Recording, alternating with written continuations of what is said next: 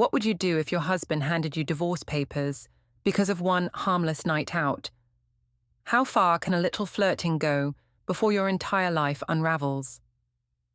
When I tried to brush off my betrayal, my husband showed me just how serious he could be. The silence in our suburban townhouse felt suffocating as I fumbled with my keys at 2:47 a.m. My heart was still racing from the night at the downtown club, but not from excitement anymore. The look on Adrian's face when I walked through the door told me everything I needed to know. He was sitting on our leather couch, still dressed in his work clothes from earlier that evening.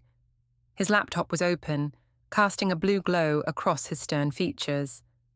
Adrian Price, my husband of 8 years, had never looked at me like this before. "Where were you, Kalantha?" His voice was eerily calm, which somehow made it worse than if he had been shouting. I kicked off my heels and tried to sound casual. "I told you I went out with the girls from work. Just some drinks and dancing. You know how Jennifer gets when she wants to celebrate her promotion. Until almost 3 in the morning. Time flies when you're having fun." I forced a laugh, heading toward the kitchen. "You should have come with us. I invited you, remember?" Adrian closed his laptop with a soft click. "I saw the photos, Kalantha." My blood ran cold.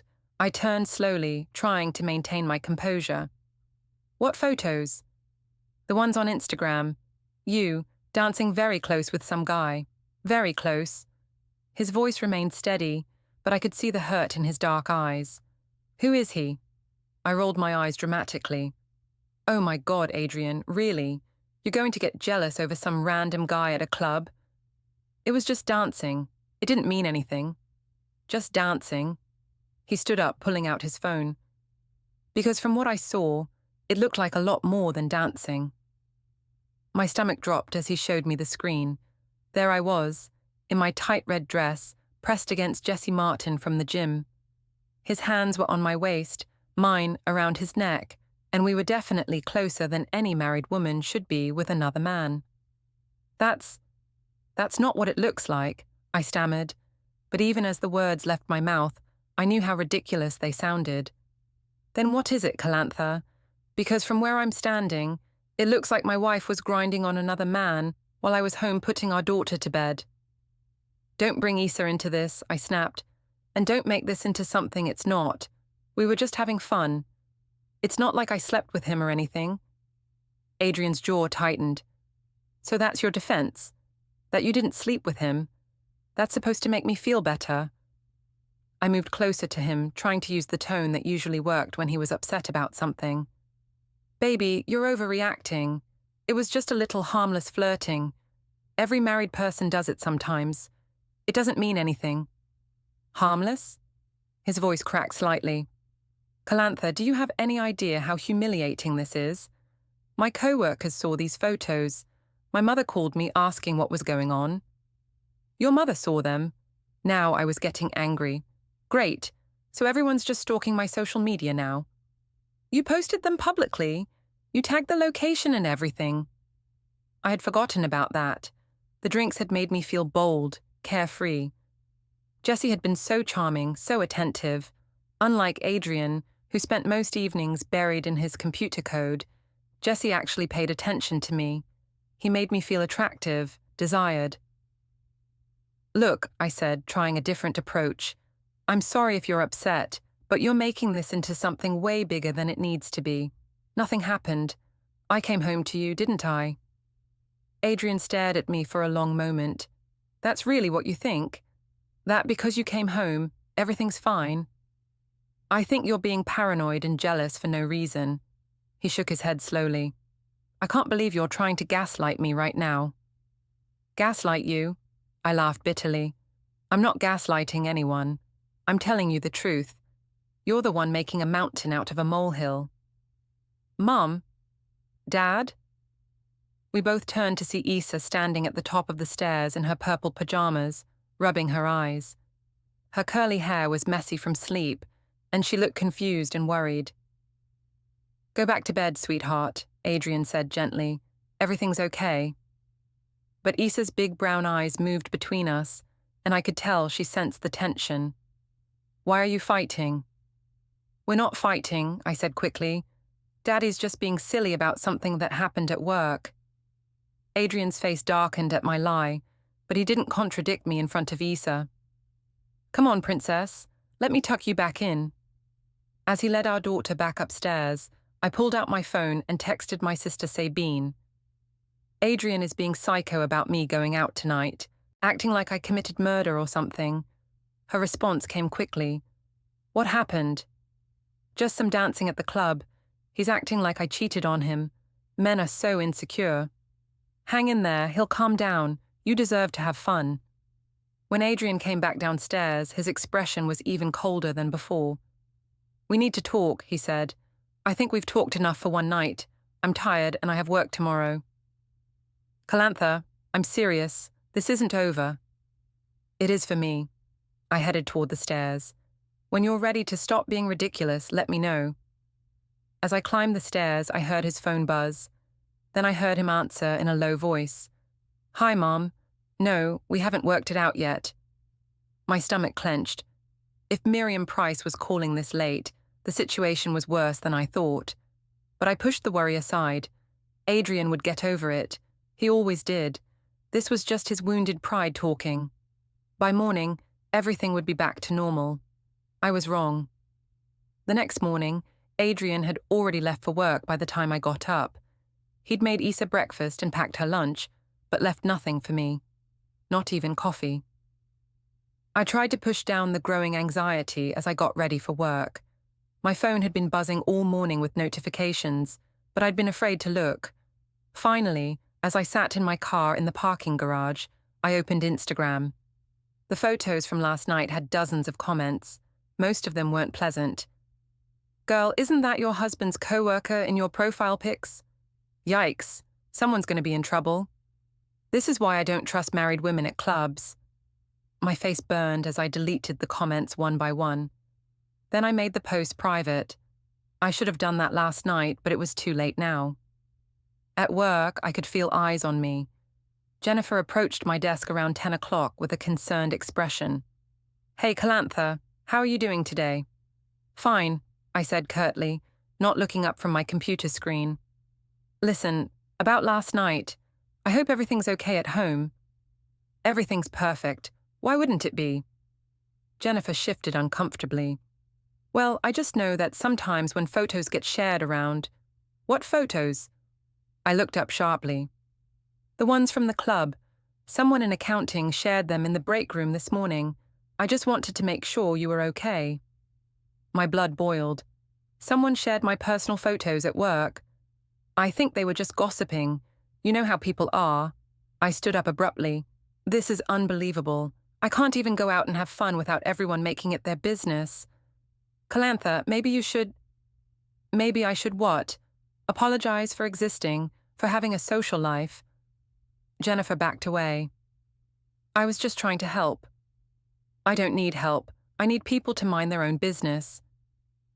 The rest of the day was torture. I could hear whispers whenever I walked by groups of coworkers. During lunch, I hid in my car and called Sabine. They're all acting like I murdered someone, I complained. It's so ridiculous. People love drama, Sabine agreed. They're probably just jealous that you still know how to have fun. Most married women turn into boring housewives. Exactly, thank you for understanding. What did Adrian say this morning? He left before I got up. He's being childish. He'll get over it. Men always do. But when I got home that evening, Adrian's car wasn't in the driveway. Issa was at the neighbour's house and there was a note on the kitchen counter. Staying at Mum's tonight. Need space to think. A. I crumpled up the note angrily.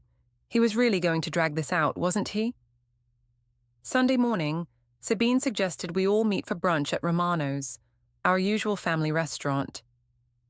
It'll be good for everyone to see that you're fine, she said. Plus, Adrien can't make a scene in public. I agreed, thinking it would force Adrien to act normal. But when we arrived at the restaurant, the tension was immediately obvious. Adrien sat stiffly next to his mother Miriam, barely acknowledging me when I sat down. Issa seemed confused by the seating arrangement, looking back and forth between her father and me. So, Sabine said brightly, trying to break the ice. How's work going, Adrian? Fine, he replied curtly. My mother Judith cleared her throat. Perhaps we should talk about the elephant in the room. What elephant? I asked, though my stomach was already churning. Miriam spoke up, her voice measured and careful. Kalantha, I think you know what we're referring to. If you're talking about some stupid photos from a night out, then no, I don't think that's anyone's business but mine and Adrian's. When it involves my son and granddaughter, it becomes my business, Miriam said firmly. Sabine jumped to my defense. With all due respect, Mrs. Price, Kalantha is a grown woman. She's allowed to have fun with her friends. Dancing intimately with another man isn't just having fun, Miriam replied. It's disrespectful to her marriage. I felt my face getting hot. I wasn't dancing intimately with anyone. People are blowing this way out of proportion. Really? A voice said from behind me.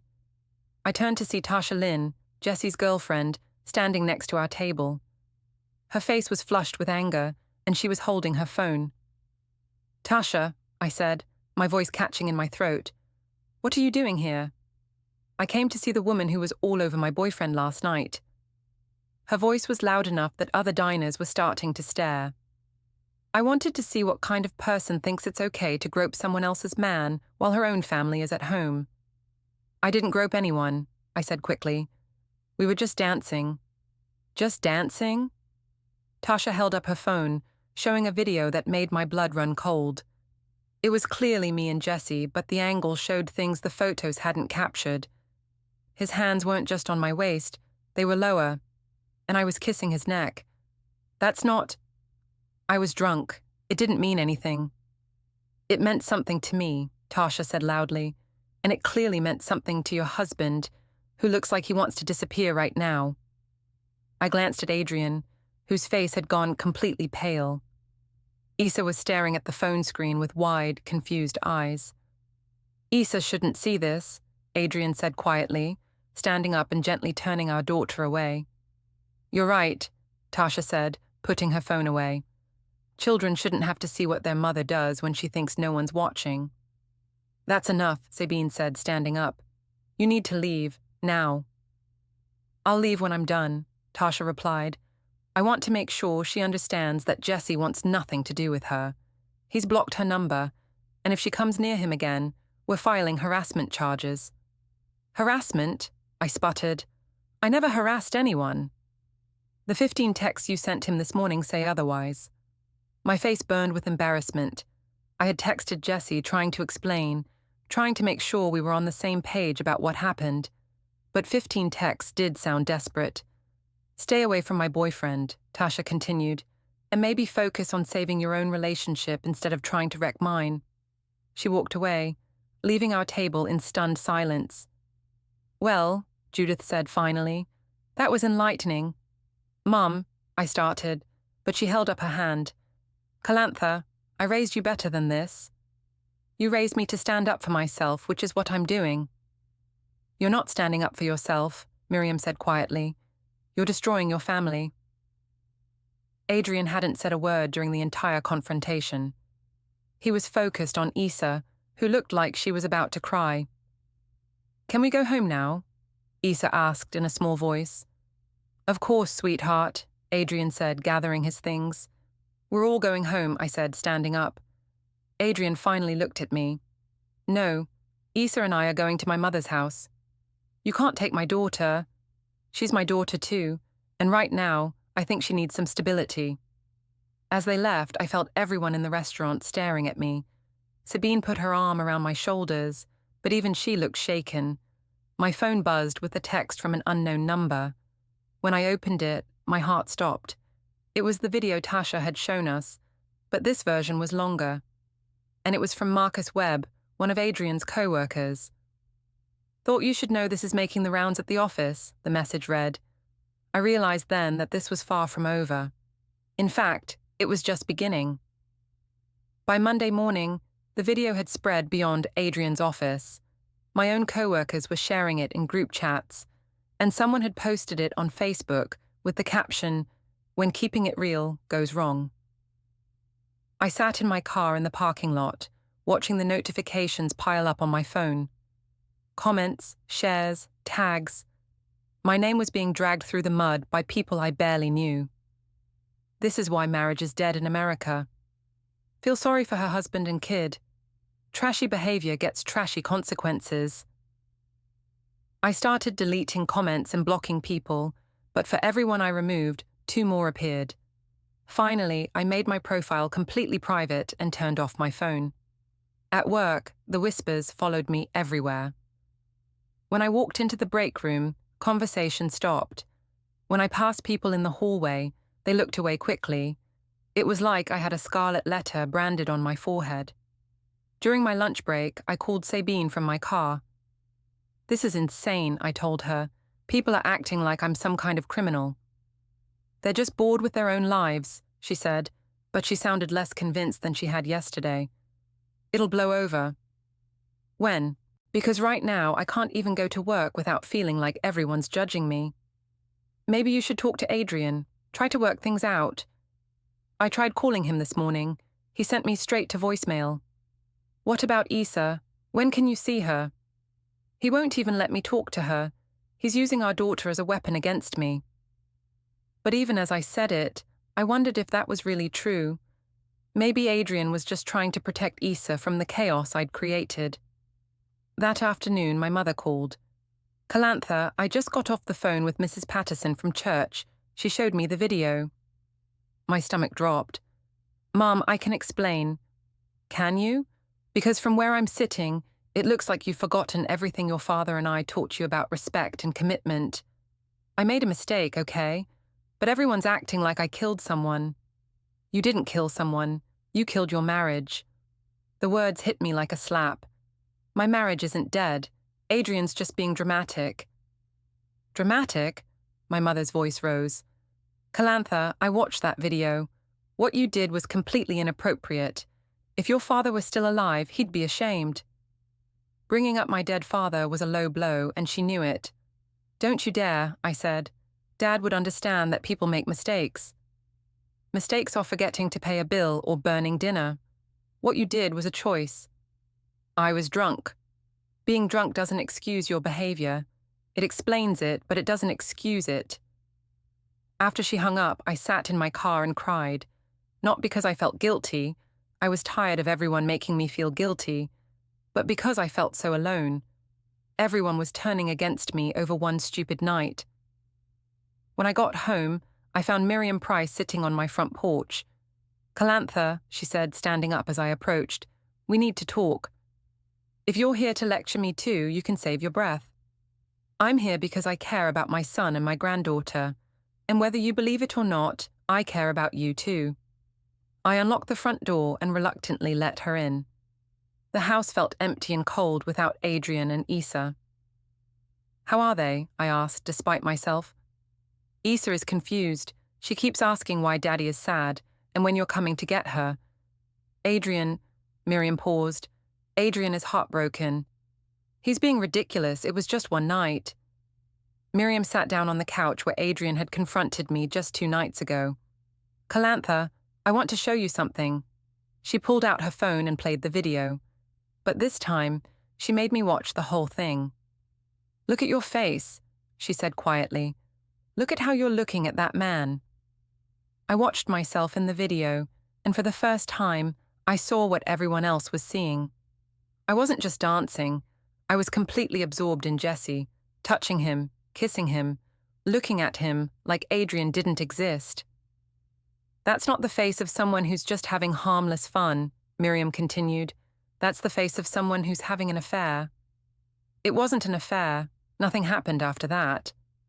Something was happening during that. Something that should have been happening with your husband.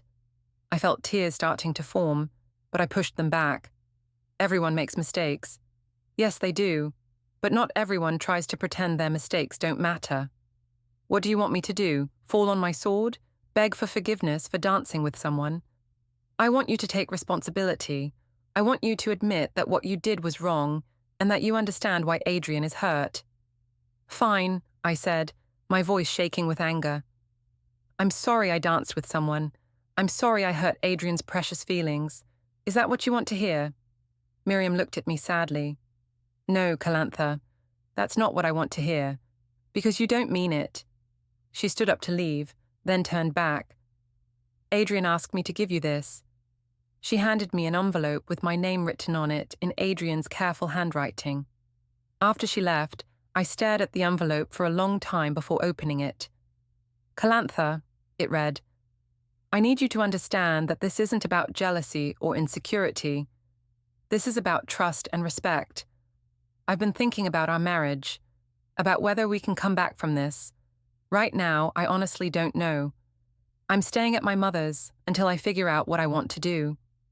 Please don't contact me unless it's an emergency involving Issa. I need space to think. Adrien. I crumpled up the letter and threw it across the room.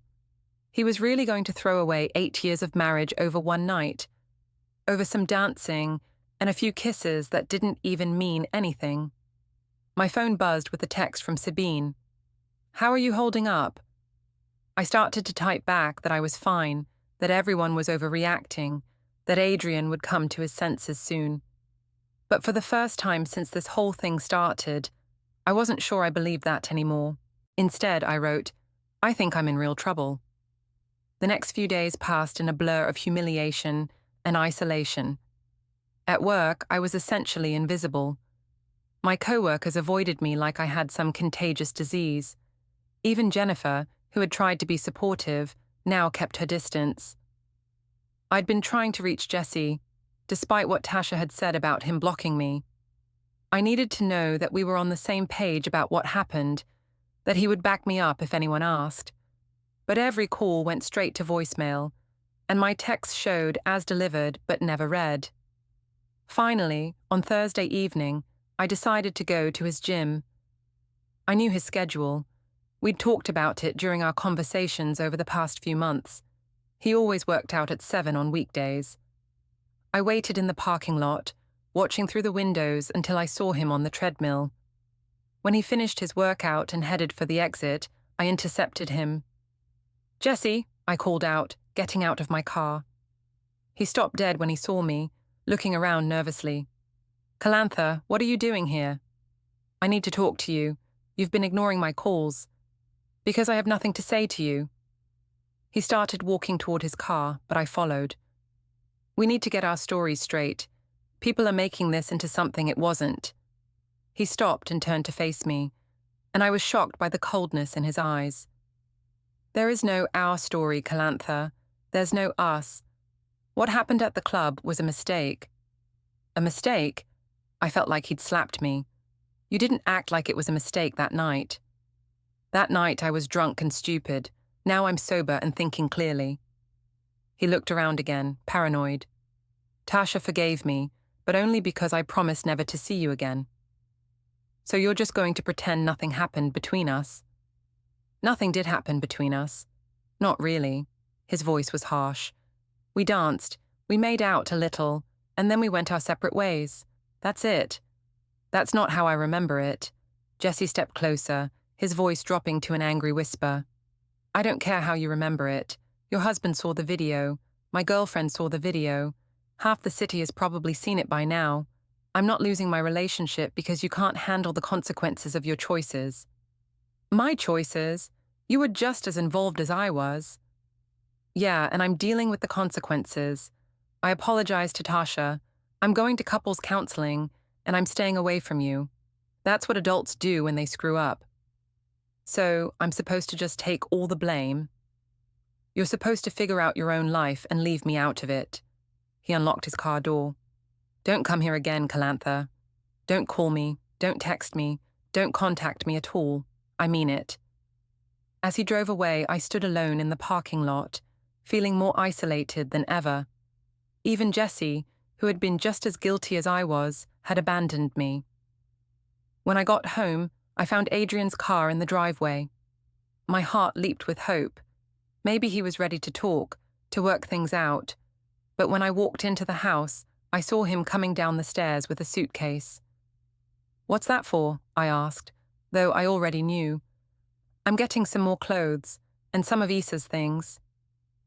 How long are you planning to stay at your mother's?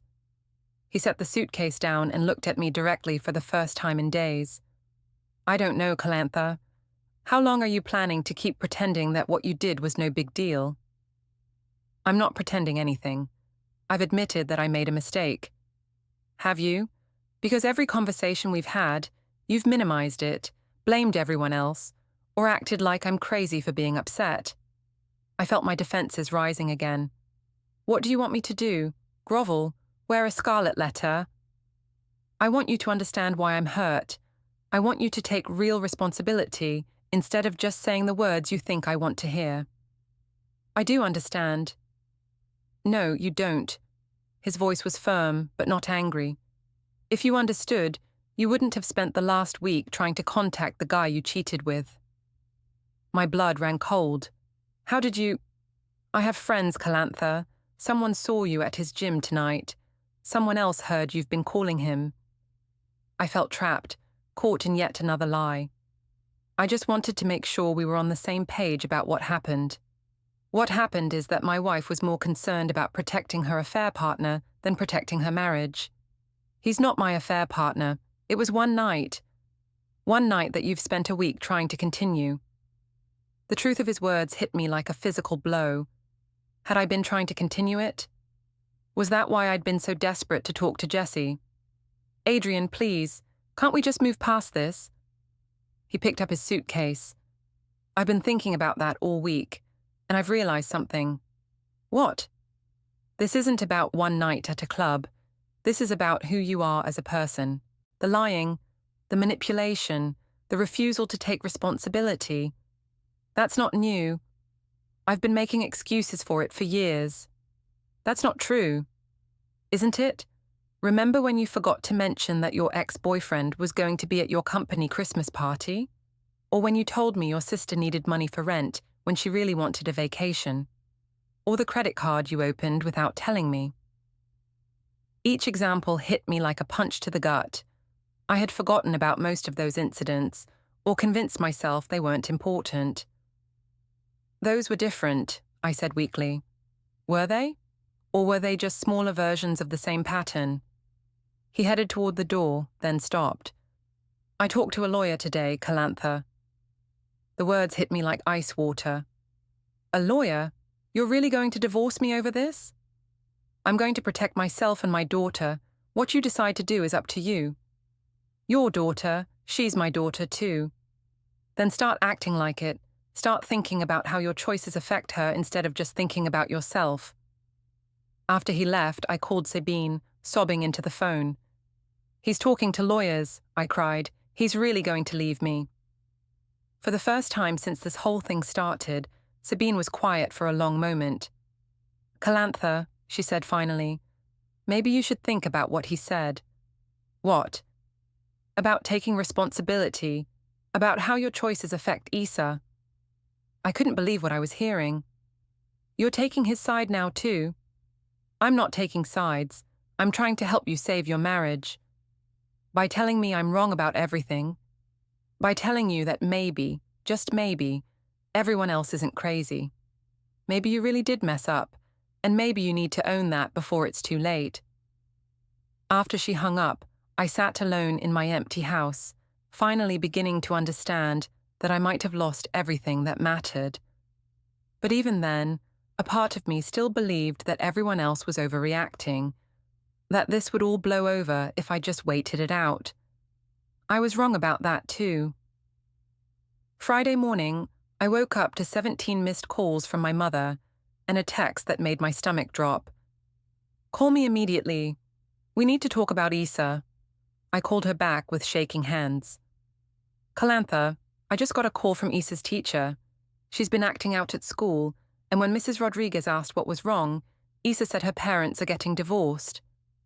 We're not getting divorced, I said automatically. Are you sure about that?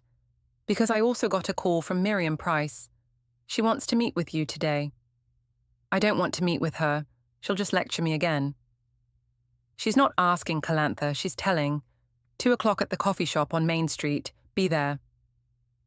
The coffee shop was nearly empty when I arrived. Miriam was already sitting at a corner table, and she wasn't alone. Sabine was with her, looking uncomfortable. "What is this?" I asked, sitting down reluctantly. "This is an intervention," Miriam said calmly, "because you're about to lose everything, and you don't seem to understand that. Sabine, why are you here?" My sister couldn't meet my eyes. "Because I care about you, and because I've been enabling you instead of helping you." "Enabling me? I don't have a problem to be enabled." Miriam placed her phone on the table. "I want to show you something. It's the video from the club, but I want you to watch it while I read you some of the text messages you've sent over the past week." "I'm not doing this." "Yes, you are," Sabine said firmly. "Because if you don't, you're going to lose Issa." That got my attention. "What do you mean?" Miriam started reading from her phone. "Text to Sabine, Sunday night. Adrian is being psycho, acting like I committed murder. Text to Jessie, Monday morning. We need to talk. Don't let them make you feel guilty. Text to Adrien, Tuesday. You're ruining our family over nothing." She looked up at me. "Do you hear yourself, Kalantha? Every single message is about how everyone else is wrong, and you're the victim." "I am the victim. Everyone's ganging up on me." "Watch the video," Miriam said, pressing play. I watched myself again, but this time Miriam provided commentary. "Look at your wedding ring," she said. "You're wearing it while you're kissing another man. Look at your face. You're not thinking about Adrien or Issa at all. You're completely absorbed in this other man. It was just physical attraction. It didn't mean anything. It meant something to Adrien when he saw it. It meant something to Issa when her classmates' parents started whispering at school pickup." "What?" Sabine leaned forward. "The video made it to the parent Facebook group for Issa's school. Parents are talking about it. Some of them are saying Issa shouldn't come to sleepovers because her mother has questionable judgment." I felt like the world was spinning around me. "They can't do that." "They can do whatever they want," Miriam said. "And they are. Your choices don't just affect you, Kalantha. They affect your daughter. I never meant for Issa to get hurt. But she is getting hurt. She's acting out at school. She's having nightmares. And she keeps asking when her family is going to be normal again." For the first time since this whole thing started, I felt genuine guilt pierce through my defensiveness. "What do you want me to do?" "I want you to take real responsibility," Miriam said. "Not the fake apology you've been giving. Real accountability for what you did and how it affected your family." "I've said I'm sorry." Sabine shook her head. "No, you've said the words, 'I'm sorry,' while making it clear that you don't think you did anything that bad." "Fine," I said, my voice breaking. "I cheated on my husband. I humiliated him publicly. I've been lying and minimizing and trying to make everyone else the bad guy. Is that what you want to hear?" "It's a start," Miriam said gently. "But do you actually believe it?" I looked at both of them, these women who claimed to care about me, and felt a surge of anger. "You know what I believe. I believe that everyone is so focused on destroying me that no one cares about what I was feeling that night." "What were you feeling?" Sabine asked. "Invisible, ignored, like I didn't matter to anyone." The words poured out of me. "Adrien barely looks up from his computer when I talk to him. We haven't been on a real date in months. We haven't been intimate in weeks. I felt like a roommate, not a wife." Miriam nodded slowly. "Those are real problems, Kalantha, but cheating wasn't the solution." "I didn't plan for it to happen." "But when it was happening, you made choices. You chose to keep dancing with him. You chose to kiss him. You chose to let him touch you. And then you chose to post about it online." "I was drunk." "Being drunk doesn't erase the choices. It just explains why you made bad ones." I felt tears starting to flow. "So what am I supposed to do now?" "Everyone hates me. My husband won't talk to me. My daughter is suffering. How do I fix this?" "You start by admitting that it might not be fixable," Miriam said sadly. "You start by accepting that actions have consequences, and sometimes those consequences are permanent." "You think Adrian's really going to divorce me?" Miriam and Sabine exchanged a look. "Kalantha," Sabine said gently, Adrian asked me to give you something. She handed me an envelope. Inside were divorce papers and a note. Kalantha, the note read, I can't do this anymore. I've tried to forgive you, but I can't get past the lying and the refusal to take responsibility. I'm filing for divorce. I want joint custody of Issa, but I think she should live primarily with me until you get some help. I'm sorry it's come to this, but I have to protect myself and our daughter. Adrien. I stared at the papers, the legal language blurring through my tears. He really did it. He loves you, Miriam said, but he can't trust you anymore. And without trust, there's no marriage. What kind of help does he think I need? Therapy. Individual counseling to figure out why you made these choices and how to make better ones in the future. And if I do that, if I get help, then maybe, someday, you can co-parent effectively. Maybe you can rebuild a relationship with Issa. But your marriage to Adrien is over, Colantha. You need to accept that. I sat in that coffee shop holding my divorce papers, finally understanding that this wasn't something I could talk my way out of or wait for everyone to forget. This was real, and it was permanent. I don't know how to do this, I whispered. You start by signing the papers, Miriam said. You start by putting Issa's needs before your own pride, and you start by getting the help you need to become the person your daughter deserves to have as a mother. As I walked to my car, clutching the divorce papers, I realized that for the first time in my life, I was going to have to face the real consequences of my actions. There was no one left to blame, no one left to convince that I was the victim. There was just me, and the mess I'd made of everything that mattered. The law office smelled like leather and disappointment. I sat across from Adrien and his attorney, a sharp-eyed woman named Patricia Chen, with my own hastily hired lawyer beside me. The conference room table was covered with documents, photos and printouts that represented the destruction of my 8-year marriage. Mrs. Price, Patricia began, my client is prepared to offer a fair settlement, but we need to address some concerns about custody arrangements. I looked at Adrien, hoping to see some softness in his face, some sign that this was all just a scare tactic. Instead, he looked like a stranger, calm, resolved, and completely done with me. What kind of concerns? My lawyer asked. Patricia opened a thick folder. We have documented evidence of Mrs. Price's pattern of deceptive behavior, poor judgment, and inability to prioritize her daughter's well-being. She began laying out photos like playing cards. The club photos, screenshots of my social media posts, printouts of text messages. These are from the night in question, she said, pointing to the club photos. But this pattern goes back much further. She showed text messages between me and Sabine, where I complained about Adrien being boring and said I deserved better.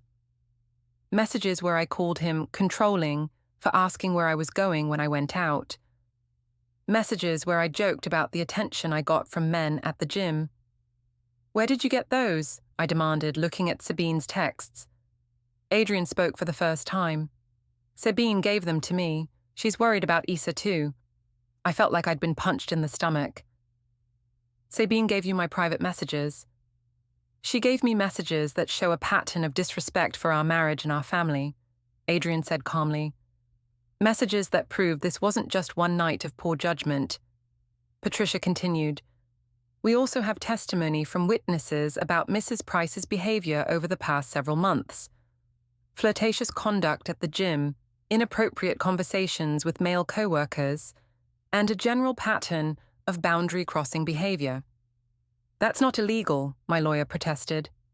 No, but it establishes a pattern that's relevant to custody decisions, Patricia replied, especially when combined with the events of the past week. She pulled out more documents. After the incident at the club, Mrs. Price attempted to contact her affair partner multiple times. She was seen at his workplace, attempting to coordinate their stories. She has shown no genuine remorse for her actions, and has instead attempted to manipulate the narrative and blame others for the consequences of her choices. I have shown remorse, I said. I apologized. You apologized while simultaneously claiming that everyone was overreacting, Adrian said. You told our daughter that I was being silly about something that happened at work. You lied to her about why we were fighting. I was trying to protect her. You were trying to protect yourself. Patricia pulled out her phone and played a recording. It was me, talking to Sabine on the phone, and I recognized it immediately. They're all acting like I murdered someone, my voice said through the speaker. It's so ridiculous. People are making this into something way bigger than it needs to be. I need people to mind their own business. This was recorded 3 days after the incident, Patricia said. Does this sound like someone who understands the gravity of their actions? I looked at my lawyer, who was scribbling notes and looking increasingly uncomfortable. How is this legal? Your sister recorded these conversations because she was concerned about your mental state and your ability to care for your daughter, Patricia explained. She's prepared to testify that you seemed completely disconnected from reality. I turned to Adrien. You're really going to use my own family against me? I'm going to protect my daughter, he said simply, from anyone who might hurt her, including you. I would never hurt Issa. You already have. His voice was quiet but firm. She's been having nightmares. She's been acting out at school. Her teacher is recommending counseling because she's so anxious about her family falling apart. Patricia opened another folder. We've also documented the impact of Mrs. Price's actions on the child's social environment. The video was shared in parent groups at Issa's school. Several parents have expressed concerns about allowing their children to spend time at Mrs. Price's residence. You can't punish me for what other people do, I said desperately. We're not punishing you, Adrian said. We're protecting Issa from the consequences of your choices. My lawyer finally spoke up. What exactly are you proposing? Patricia slid a document across the table. Mr. Price is willing to agree to joint legal custody, but he wants primary physical custody of Issa. Mrs. Price would have supervised visitation until she completes a court-ordered psychological evaluation and anger management counseling. Anger management, I sputtered. I don't have an anger problem. You screamed at a teacher who expressed concern about Issa, Patricia said, consulting her notes. You caused a scene at a restaurant. You've been verbally abusive to family members who tried to help you see reason. I was defending myself. You were lashing out at anyone who held you accountable, Adrian said, just like you're doing right now. I looked around the room at all these people who were calmly discussing dismantling my life, and I felt a rage, unlike anything I'd ever experienced. This is insane, I said, standing up. You're all acting like I'm some kind of monster because I made one mistake. Sit down, Kalantha, my lawyer said quietly. No, I'm not going to sit here and let you people destroy my life over some dancing and a few kisses. Patricia and Adrian exchanged a look. Mrs. Price, Patricia said, are you claiming that nothing more than dancing and kissing occurred? That's right, nothing else happened. Patricia opened her laptop and turned it toward me. On the screen was security footage from the club, a different angle than the video everyone had seen. This is from the club's security system, she said. It shows you and Mr. Martin leaving the main floor together and going upstairs to the VIP area. My blood turned to ice. I had forgotten about that part of the night, the drinks, the private room, the things we'd done that went far beyond dancing and kissing. The timestamp shows you were alone together for 47 minutes, Patricia continued. Are you still claiming that nothing more than kissing occurred? I looked at Adrian, whose face had gone completely white. He hadn't known about the VIP room. Adrian, I started, but he held up his hand. Don't, he said, his voice breaking for the first time. Just don't. He turned to Patricia. I want full custody, supervised visitation only, and I want her out of the house by the end of the week. Adrian, please, I begged, let me explain. You've been lying to me for a week, he said, standing up. You've been lying to everyone. How many more lies are there, Kalantha? How many more things am I going to find out about? That's everything, I swear. Your swearing doesn't mean anything to me anymore. Patricia gathered her documents. Mrs. Price, my client is prepared to file for divorce with or without your cooperation. You can sign the separation agreement today and maintain some dignity, or we can go to court and air all of this publicly. Your choice. I looked at my lawyer, who nodded grimly. I recommend signing, he said quietly. This isn't going to get better for you in court. What about Isa? I asked, my voice barely a whisper. You'll have supervised visits, Patricia said. 2 hours every Sunday, with a court-appointed monitor. If you complete counseling and demonstrate genuine change, we can revisit the arrangement in 6 months. And if I don't sign? Then we go to court, all of this becomes public record, and you'll likely get even less, my lawyer said. I stared at the papers in front of me, at the legal language that would officially end my marriage and severely limit my relationship with my daughter. Everything I'd thought I could control had spiraled completely beyond my reach. I need a pen, I said finally. As I signed my name on each page, I felt like I was signing away my entire life. But for the first time since this nightmare began, I understood that I had no one to blame but myself. Adrian didn't say goodbye. He simply gathered his things and left, taking with him 8 years of marriage and any hope of the family I'd thrown away for one night of selfish pleasure. The irony wasn't lost on me. I'd spent a week insisting that my actions weren't serious, and now I was facing the most serious consequences of my life. I'd told everyone they were overreacting, but it turned out they'd been reacting to a much bigger betrayal than even I had admitted to myself.